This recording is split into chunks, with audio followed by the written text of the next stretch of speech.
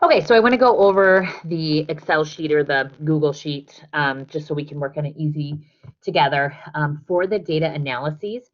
And so when we log in together, we'll be able to go through the data, double check it, all that good stuff. But this is going to calculate it all for us. So I wanted to kind of give us a run through of how it's set up and how we're going to do it. So let me share my screen for you so that you can see it too. Like a Google Sheetorama.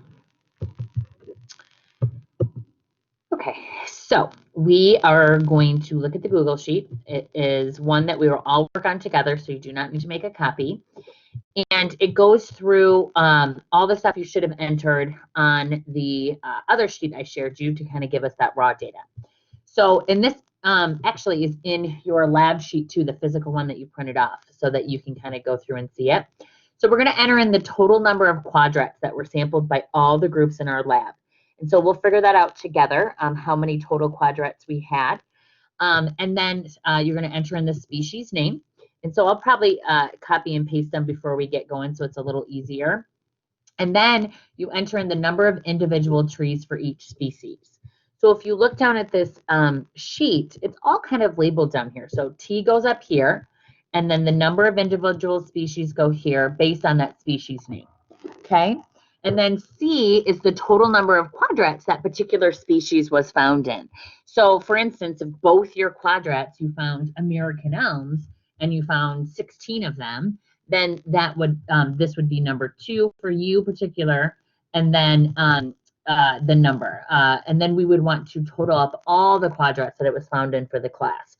So what gets tricky is that we collected the data individually, but now we need to assess it based on the class data because that gives us a much more representative sample, right? So we came in, we had our 3 transects, and we had our 6 groups over 2 weeks go and do stratified sampling, stratified random sampling. So it was stratified in the fact that we started at different points of our transect, and that was random. I didn't really think out where I was putting you. And then within that, you pick that random numbers table number that then placed you within your transect randomly. And then, right, we want to combine all that data because that gives us a better representation of the whole forest stand community. Much better than if you just did one group and one transect. And so then you put in your species names, and then what gets tricky is down over here, this is where you're going to put your DBHs. And they go down in a column format. Okay, and so you do the DBHs for species 1, and so species 1 is linked over here, but then you do the DBH here. Species 2 is here, and then you're going to do the DBHs for species 2 here. What that's going to do then is based on the total number of quadrats, which is going to give us the hectares we covered. It's just going to magically convert it for us. It's like wonderful.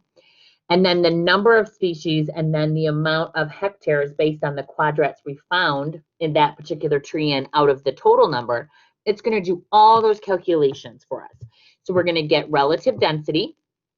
We're going to get frequency, right, which is a calculation that is necessary to get relative frequency. And for whenever we hear relative, it puts it in context of the entire community. And then we have relative basal area, and then our big summative calculation, importance index. This is the result that you need to make sure gets on your poster.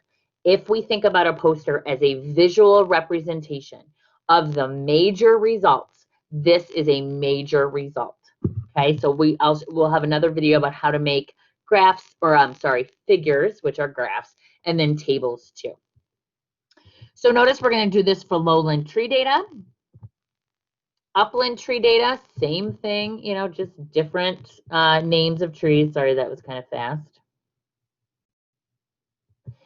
Lowland sapling data. Now, we don't need to have the counts of the DBHs here, right? We just have the numbers. And so we'll put those in, and hopefully everything's good with my sheet. Right, we'll put the species name in, we'll put in our total quadrats again, the number of what you found, for instance, like spice bush, and then how many quadrats it was found in. We'll have the upland seedling data, or sapling data, sorry. I always confuse those two words in my head. Then we'll have lowland seedlings and upland seedlings. And now notice we have soil data as well.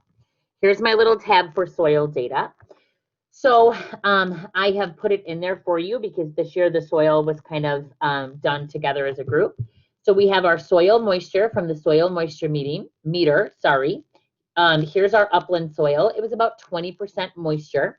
And then here's our floodplain soil, about 50% moisture. We want to think about how does that change the abiotics in that particular environment, sorry. And then if we think about how that relates to our soil texture. So what I did is I reported what MSU reported our soil as, but I would say by and large, you guys really came close to this particular soil texture in the field. You are on your way to be little soil scientists. And so our soil texture in the upland is a sandy loam. And here's the breakdown of the percentages of the particles, right? That's something that you guys were trying to estimate with the jars. Okay, so 70%, 76% sand. So those are large particles. So if you think about how does that relate to our soil moisture? And then clay loam, right, is our floodplain. And so look at the sand. So there is still a little sand in there, and it's, it can be a little bit where you're at in the lowland. But notice that that silt and clay is in much higher percentage, and that really can help explain why there's so much more water, because there's less space between those clay particles to have it filter out. And so it's held in there much more tightly. And so more water, less air, less water, more air, right? And if we think about most living things kind of like that Goldilocks abiotics, then anything that's a little harsh is going to have a decreased diversity. That's what literature informs us. So then we want to see, does our data support that? And one of the biggest pieces of data will be the importance index, because that's a summative calculation. So I could talk forever on this. We will do this live and in person together. But that's how we're going to use that Google Sheet. So Monday will really be data driven, looking at our data, trying to process our results. So yeah, looking forward to it. It's always a mess. Online it will probably be a mess too. It always is. That's why we do data together in a group, because we help each other make sense of it and we help each other catch mistakes. So very scientific of us.